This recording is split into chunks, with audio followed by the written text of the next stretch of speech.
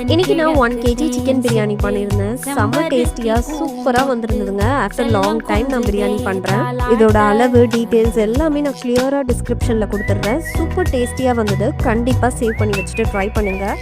And நான் புதுசாக பிரியாணி பாட் வாங்கியிருந்தேன். அதனால தான் இன்றைக்கி நான் பண்ணேன். என்னோட விளாகர் மீனா அவங்க தான் இந்த பிரியாணி பாட்டை சேல் பண்ணுறாங்க. 3 சைஸஸில் அவைலபிளாக இருக்குது. நான் 3 கேஜிஸ் வாங்கிக்கிட்டேன். ஸ்டெயின்லெஸ் ஸ்டீல் ஆச்சு அடி பிடிக்குமோன்னு யோசித்தேன். ஆனால் சுத்தமாக அடி பிடிக்கவே இல்லை.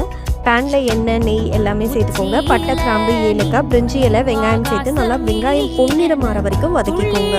இந்த அளவுக்கு கேரமலைஸ் ஆகி வந்ததும் ஒரு 10 பச்சை மிளகாவை சேர்த்து வதக்குங்க. இஞ்சி பூண்டு பேஸ்ட் சேர்த்து நல்லா மிக்ஸ் பண்ணிக்கோங்க.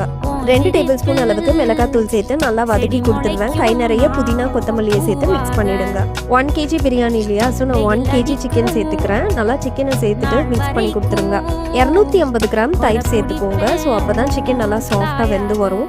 1.5 டேபிள் ஸ்பூன் உப்பு சேர்த்து நல்லா மிக்ஸ் பண்ணி கொடுத்துட்றேன். இப்போ 1 கப் பாஸ்மதி ரைஸ்க்கு நான் 2 கப் தண்ணி சேர்த்துக்கிட்டேங்க. தண்ணி சேர்த்ததும் நான் தக்காளியை சேர்த்துக்கிறேங்க. நல்லா மிக்ஸ் பண்ணிட்டு மூடி போட்டு லோ ஃப்ளேம்லேயே ஒரு 10 நிமிஷம் கொதிக்க விட்டுருங்க. நல்லா இந்த அளவுக்கு கொதி வந்ததும் இப்போ நம்ம ஊற வச்ச பாஸ்மதி ரைஸை சேர்த்துக்கலாம். ரைஸ் சேர்த்து நல்லா கலந்துருங்க. 2 டேபிள் ஸ்பூன் லெமன் ஜூஸ் சேர்த்து மிக்ஸ் பண்ணிக்கோங்க. மூடி போட்டு அரிசியும் தண்ணியும் ஈக்குவலாக வர வரைக்கும் குக் பண்ணிக்கோங்க. அரிசி தண்ணி ஈக்குவலாக வந்ததும் கீழே இருந்து மேலே ரைஸை கலந்து விட்டு நல்லா ஈவன் பண்ணிக்கோங்க. இப்போ அடியில் தோசை தவா வச்சு ஒரு 45 மினிட்ஸ்க்கு தம் போட்டு எடுத்துருங்க. அவ்வளோதாங்க, பிரியாணி சூப்பராக வந்திருந்தது. அடி சுத்தமாக பிடிக்கல. இந்த பாட்டோட டீட்டெயில்ஸை நான் டிஸ்கிரிப்ஷனில் கொடுக்குறேன். கண்டிப்பாக ட்ரை பண்ணி பாருங்கள்.